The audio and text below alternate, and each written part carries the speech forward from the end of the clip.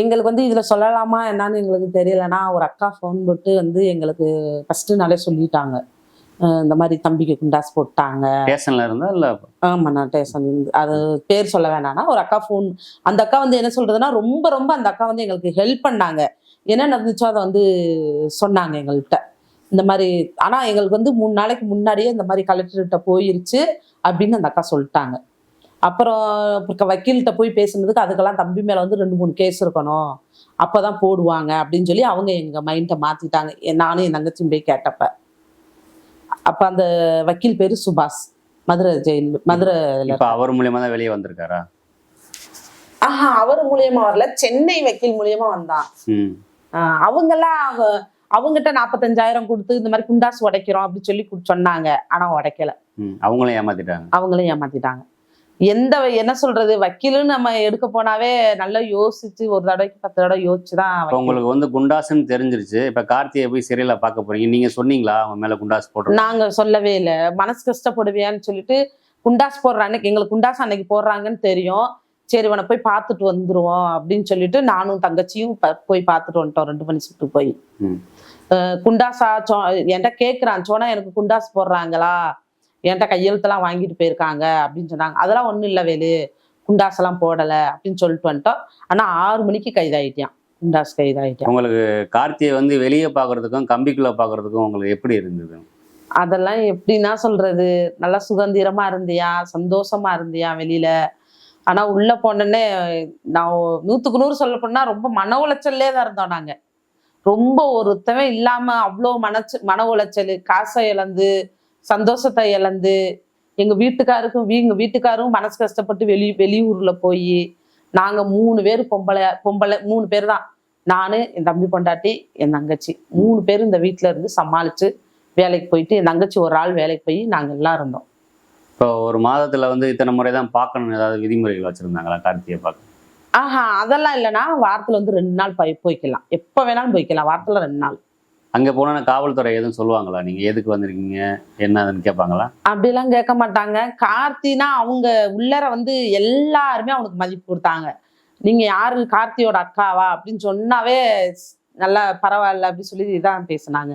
யாருமே ஒரு இலக்காரமாவே இந்த மாதிரி இதுல இருக்கு பொக்சோல இருக்கேன் அப்படின்னு எதுவுமே ஒரு தாழ்த்தையே யாருமே பண்ணல. கார்த்தியோட அக்காவா அப்படின்னு சொன்னாங்க. மதுரைக்கு மாறினியா, அப்புறம் தங்கச்சி வேலைக்கு போயிருச்சு, நான் மட்டும்தான் பார்க்க போனேன். வாரத்துல ஒரு டைமாவது பார்க்க போயிருவேன். இப்போ அதே டயத்துல திவ்யாவும் கைதானாங்க. திவ்யாவை பாத்தீங்களா நீங்க சிறையில போய்? திவ்யாவை பார்க்கலண்ணா. திவ்யாவை பார்க்க போனேன்னா ஏதோ ஒரு டயத்துல அங்க இருந்து கைதானாலண்ணா.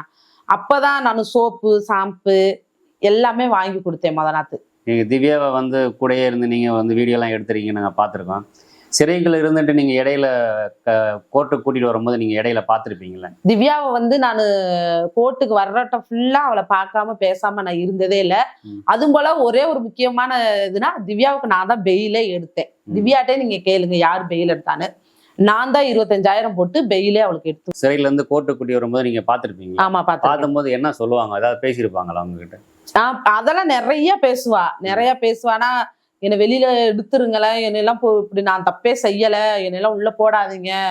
அவங்க மாமாவும் சரி, அவங்க மாமா ஒரே ஒரு டைம் பார்க்க போனார், அதோட சரி. அப்புறம் அவளை யாருமே பார்க்கவும் மாட்டாங்க. ஃபோன் கால் வாரம் 2 டைம் போடுவா. ஆனா அது என் நம்பருக்கு தான் ஃபோனே போடுவா. என்கிட்ட மட்டும்தான் பேசுவா. பேசி என்ன சொல்லுவாங்க போன்ல?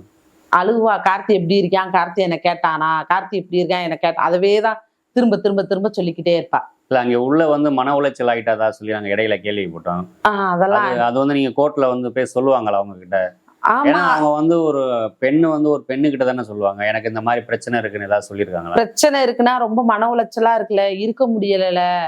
அது யாரோ ஒரு பேரை சொல்லிக்கிட்டே இருப்பானா. அதாவது எப்படி சொல்றது, லெஸ்பியன் ஆயிட்டேன், உன் தம்பியெல்லாம் அவனுக்கு தேவல். அதாவது அவ அப்படி சொல்றானா, அவ ரொம்ப மன உளைச்சல்ல இருந்திருக்கா. அதனாலதான் அவ அப்படி சொல்றா, எனக்கு கார்த்தி தேவையில்ல, நான் லெஸ்பியன் ஆயிட்டேன், நான் அந்த பிள்ளைய கூடயே இருந்துக்குவேன் அப்படின்னு சொல்லுவா. நானா திரும்ப சிறைக்கெல்லாம் போக மாட்டேன் அப்படின்னு சொல்லி ஒரு எப்படி சொல்றதுன்னா மன குழப்பத்துல அப்படி பேசுறா. சரி, இப்ப வந்து 1.5 வருஷம் சிறையில இருந்துட்டாங்க. இப்ப வந்து ஓகே, அவங்களுக்கு வந்து ஜாமீன் கிடைச்சிருச்சுன்னு ஒரு நியூஸ் உங்களுக்கு வந்திருக்கும், வக்கீல சொல்லியிருப்பாங்க, இப்ப எடுக்க போறாங்கன்னு சொல்லிட்டு வந்திருக்கும். அந்த வரப்போகும்போது உங்களுக்கு எப்படி இருந்துச்சு? பெயில் எடுத்து வரப்போகும்போதா இல்ல குண்டாசு? இது பெயில் எடுத்து வரும்போது. ரொம்ப சந்தோஷமா இருந்துச்சு. ஃபர்ஸ்ட் பெயிலே 3 பேத்துக்கு கிடைக்காது அப்படின்னு சொல்லி வக்கீல் சொல்லிக்கிட்டே இருந்தாங்க. அதுக்கப்புறம் நான் போட்ட 2 வாரத்திலேயே கிடைச்சிருச்சு. இப்ப சந்தோஷத்துல சொல்லிட்டேன், ஃபோன் தம்பி எனக்கு தான் போடுவான். அப்ப பெயில் கிடைச்சிருச்சுடா உனக்கும் திவ்யாவுக்குன்னு சொன்னேன். ரொம்ப சந்தோஷப்பட்டாங்கண்ணா. எனக்கே நானே ரொம்ப ரொம்ப சந்தோஷமா இருந்தேன். வெளில வந்து 6 மாசத்துல உடஞ்சிருந்தாங்க, 3 மாசத்துல உடஞ்சிருந்தாங்க. லாஸ்ட் குண்டாசை கழிச்சுட்டு தான் வெளியே வந்தாங்க. உங்களுக்கு வந்து சித்ரா தான் வந்து மெயினா வந்து அவங்கனாலதான் உள்ள போனாங்க. இப்போ அவங்கள வந்து நீங்க வந்து சிறையிலையோ இல்ல போலீஸ் ஸ்டேஷன்ல நீங்க பாத்தீங்களா அவங்க சித்ராவை? சித்ராமா வந்து கோர்ட்டுக்கு வருவாங்கண்ணா. கோர்ட்டுக்கு வந்துட்டு என்ன சொல்லுவாங்கன்னா, நான் எப்படி உங்களுக்கு அப்பயே எங்ககிட்ட அந்த வார்த்தை தான் சொன்னாங்க. நான் வெளியில வந்து உதவி செய்யறேன் உங்களுக்கு அப்படின்னு எங்க மைண்டை தான் அவங்க இது பண்றாங்க. நாங்க என்ன பசங்கிட்ட பேசிடுவோம் அப்படின்னு சொல்லி இல்ல பேசி போலீஸ் ஸ்டேஷன்ல வந்து அவங்க பேசுனாங்களா அவங்க கிட்ட எதுவும்? எங்ககிட்ட யார்ட்டுமே பேசல. இப்ப நீங்க இருக்கும்போது தானே சித்ராவை அவங்களையும் கைது பண்ணிருப்பாங்க. ஆமா, நாங்க இருக்கும் போதுதான் அப்ப என்ன நடந்தது ஸ்டேஷன்ல? அப்ப என்ன நடந்ததுன்னா, அதான் நான் ஸ்டக்கா அவங்கள வந்து பசங்க வந்து உண்மையை சொல்லிட்டாங்க பிறக்க. இந்த மாதிரி அந்த அம்மா தான் செய்ய சொல்லிச்சு அப்படின்னு சொல்லிட்டாங்க. சொல்லிட்டு அந்த அம்மாவுக்கு போய் செக் பண்ணு, ஹாஸ்பிட்டல்ல போய் இந்த சுகர் எல்லாம் செக் பண்ணுவாங்க. செக் பண்றது நாங்க எல்லாம் வரிசையா நிக்கையில கோர்ட்லயாவது உண்மையை சொல்லுங்கடா பசங்கிட்ட சொன்னாங்க. அதுதான்